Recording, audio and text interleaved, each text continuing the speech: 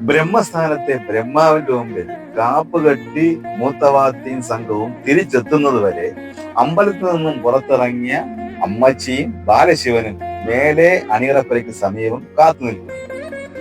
ഇളയവാത്തിയുടെ നേതൃത്വത്തിലാണ് അമ്മച്ചിയും ബാലശിവനും മേലെ അണിയറപ്പുരയ്ക്ക് സമീപം കാത്തുനിൽക്കും. കാപ്പ് കെട്ടി തിരിച്ചെത്തുന്ന മൂത്തവാത്തി ആദ്യം ശിവത്തറയിൽ ബാലശിവനെ ഇരുത്തുന്നു.